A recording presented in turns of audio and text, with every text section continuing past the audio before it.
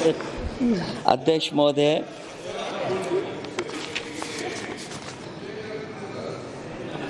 मैं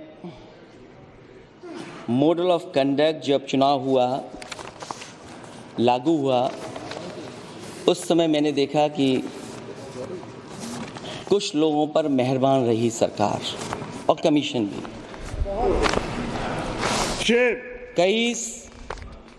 मैं बहुत डिटेल में नहीं जाना चाहता हूं अध्यक्ष महोदय,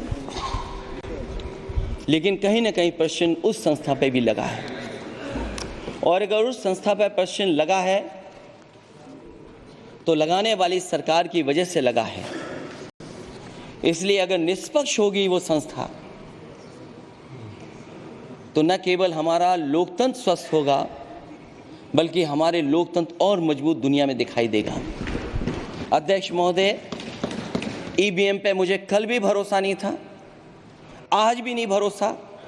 मैं 80 के 80 सीट जीत जाऊं तब भी नहीं भरोसा। और मैंने अपने चुनाव में कहा था अध्यक्ष महोदय कि ईवीएम से जीत करके ईवीएम हटाने का काम करेंगे। न ईवीएम का मुद्दा मरा है, न जाएगा खत्म। जब तक ईवीएम नहीं हटेगी, हम समाजवादी लोग उस बात पर अड़ग रहेंगे। उत्तर प्रदेश अध्यक्ष महोदय वो प्रदेश है जिसने सरकार बीजेपी की बनवाई, एक बार नहीं 2 बार बनवाई, और उसी उत्तर प्रदेश के साथ कितना बड़ा भेदभाव, उत्तर प्रदेश के साथ बड़ा भेदभाव। मुझे याद है वो दिन जब प्रधानमंत्री जी एयरफोर्स के सबसे भारी वाहन हवाई जहाज से उतरे थे सड़क पर। वो अलग बात है कि उस प्रदेश के मुख्यमंत्री उनके साथ नहीं बैठ पाए थे, लेकिन वो एक्सप्रेसवे जो बना था और आज भी जो उत्तर प्रदेश में बन रहे हैं, वो उत्तर प्रदेश के बजट से बन रहे हैं।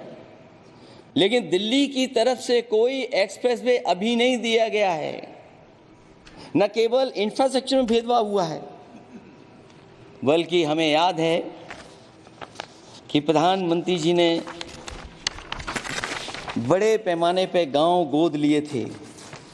और सोचिए, अगर देश के प्रधान सांसद अगर किसी गांव को गोद ले लें और उस गांव की तस्वीर न बदले, तो शायद मैं नहीं समझता हूं कि किसी गांव की तस्वीर 10 साल में बदली होगी।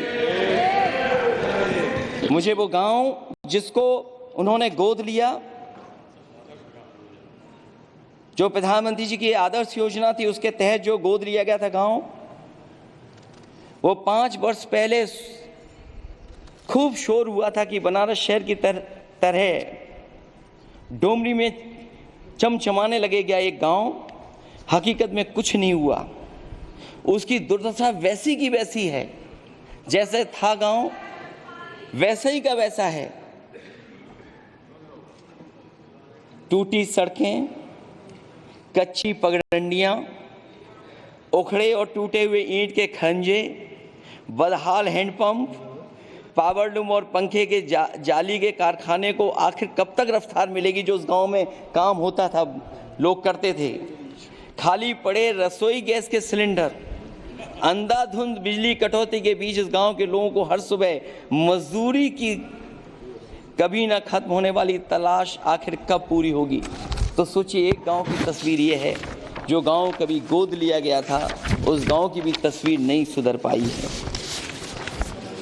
जो भाजपा के स्मार्ट सिटी के झूठे सपने में गांव के लिए कोई जगह नहीं है। अपने गांव गोद लेने की जो बात कही थी, क्या वो भी जुमला था अध्यक्ष जी? पता नहीं जिस गांव को गोद लिया था उसका नाम भी किसी को याद है कि नहीं। मैं नाम पूछ करके किसी को शर्मिंदा नहीं करूंगा, क्योंकि अगर नाम याद है तो ये तो और भी बुरी बात है कि अपने नाम याद रखने के बावजूद भी कुछ नहीं किया। जिसे गोद लिया जाता है उसे अनाथ बनाकर छोड़ देना अच्छी बात नहीं है। और अगर तस्वीर अध्यक्ष महोदय बदली हो 10 साल में उन तमाम गोद लिए हुए गांवों की, तो मैं सत्ता पक्ष के लोगों से कहूंगा जरूर इस सदन में बात रखें, जरूर बताएं आप। जो बात कभी अध्यक्ष महोदय कास्ट सेंसस की उठी थी, हम उस कास्ट सेंसस के पक्ष में हैं।